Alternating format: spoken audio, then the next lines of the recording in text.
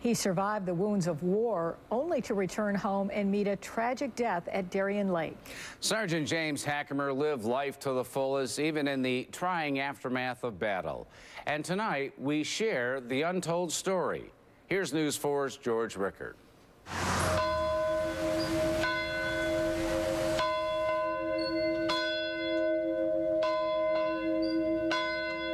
They have such a great strength that amazes me. They're an American-believing family that you fight for your country. In a family of 6 children, 4 served in the military, but none paid the price that the youngest did. When he found out that he lost his legs, he cried for a week. James Hackemer grew up in a farmhouse outside of Gowanda, graduated from Gowanda High School, and went on to become a sergeant in the U.S. Army. And he was the lead convoy. And his father, Navy veteran John Hackemer, describes the day in March of 2008 when the Humvee James was riding in ran over an improvised explosive device in Iraq. An Army medic in the next vehicle rushed to his side. he said he got out of the vehicle, went to the side door, opened the door, pulled James out, woke him up, said, "James, stay with us." James's heart stopped twice, once in the Army helicopter and once in the hospital. He spent months in a coma.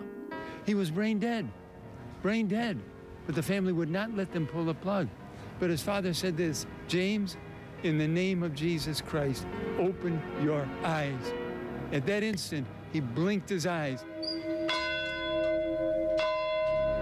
His brother John, 2 years older, said to him, "James, don't worry. If you can't walk, I'll carry you." And for 1 year, he carried him. He bathed him. He took care of him. He fed him, everything. I was really fortunate to be put into this position and really glad that I could be there for James. It's like, it has created a purpose for me in my life. Nearly 7 months after the blast, he was finally able to come home, temporarily. That's when he first told us of a vision he believes he had, of heaven and hell, that day when he died twice. I remember going on this, like, it seemed like a railroad or something, like a train down to this pit, like molten rock and stuff, just people all down there, like, screaming. I was going down there.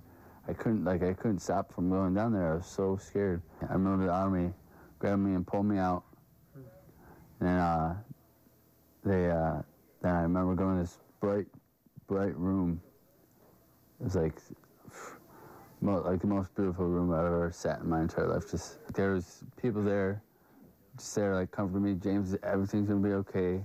It was that vision and the hope of raising his 2 little daughters as a now divorced dad that would help carry him through years of rehabilitation. I want to live my life to the fullest from here on out, and no regrets. Just looking forward to my life ahead of me. He never was angry. He never gave up.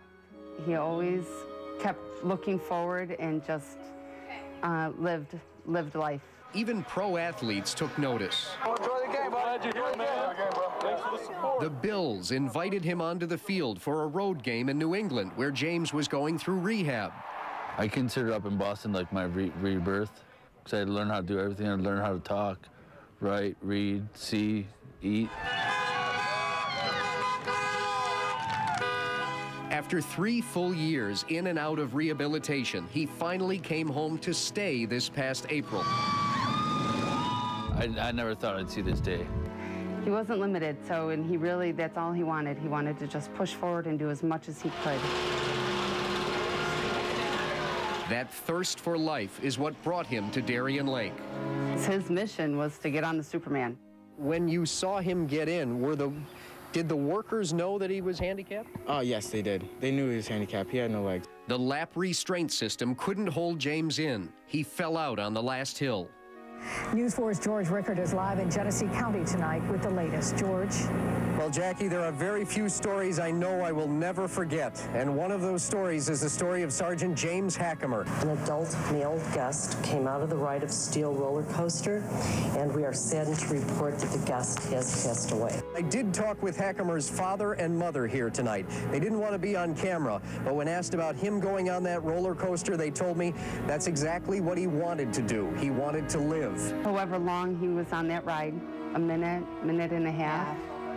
Yeah, it had to have been the best time in the last 3.5 years. None of us hold Darien Lake accountable.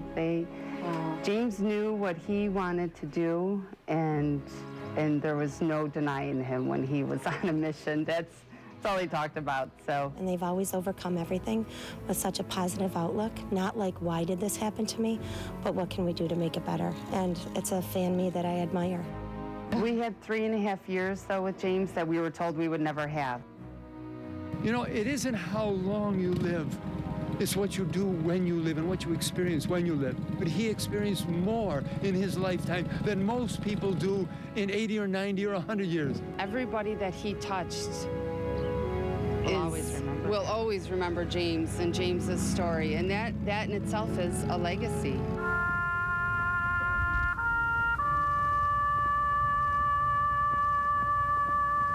This is going to touch people. It's going to touch hearts. People need, this is a message of hope. I want people to know that God has been there for me since beginning. He's had my hand on me since beginning. I want people to know that he is there for everybody. No matter what they're going through, know that he's always there by your side. So if you're down, just go turn to him. He'll pick you right back up.